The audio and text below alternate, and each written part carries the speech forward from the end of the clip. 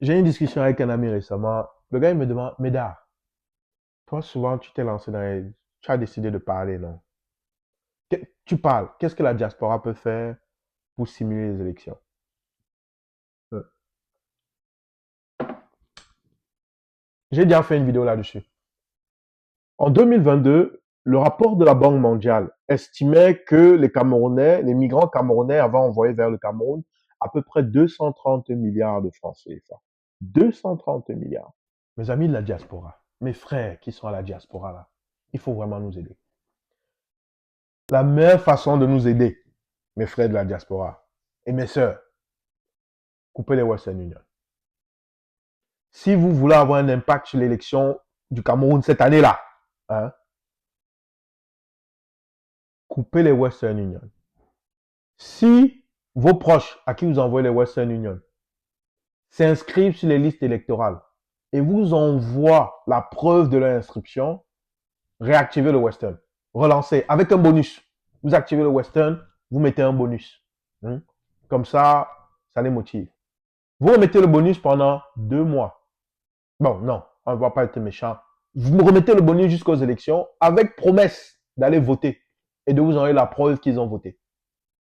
Si vous envoient que la preuve qu'ils ont voté, vous envoyez un bonus. Mais s'ils ne vous envoient rien, vous arrêtez les bêtises. N'envoyez pas d'argent à ceux qui ne veulent pas que vous rentrez chez vous. Ça ne fait pas de sens. Si des gens ne sont pas prêts à se lever et à aller voter, ça veut dire qu'ils sont pour ceux qui vous veulent exiler. Vous, vous êtes là-bas, vous rêvez de rentrer ici, vivre avec votre famille. Fuir le froid pour venir chiller ici avec nous au Cameroun.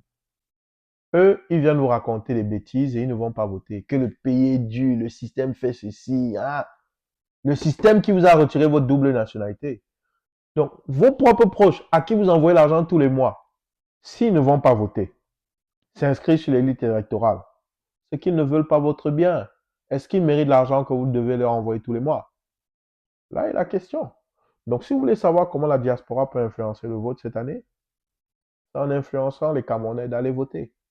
C'est bien de faire des marches en France, en Belgique, en Allemagne, en Suisse, au Canada ou aux États-Unis. C'est bien parce que ça attire l'attention de la communauté internationale sur la situation du Cameroun et des Camerounais.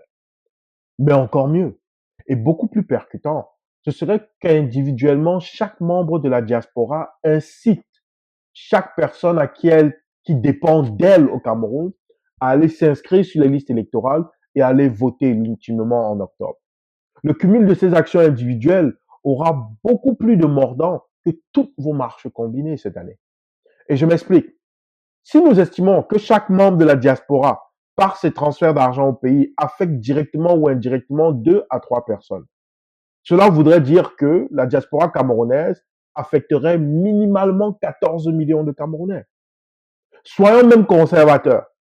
Assumons que seulement le tiers des 7 millions de Camerounais membres de la diaspora fassent un transfert d'argent au pays, en assumant que leur transfert d'argent au pays affecte directement ou indirectement seulement 2 personnes.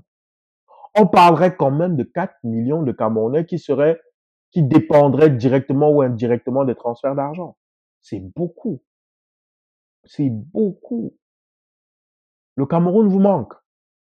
Vous aimeriez retourner y vivre, participer au développement de ce pays et peut-être en faire un Dubaï ou un Casa. Mais posez-vous la question, est-ce que c'est normal de continuer à financer le train de vie des gens qui ne veulent pas que vous retourniez dans votre pays, seulement pour les vacances avec les cadeaux évidemment?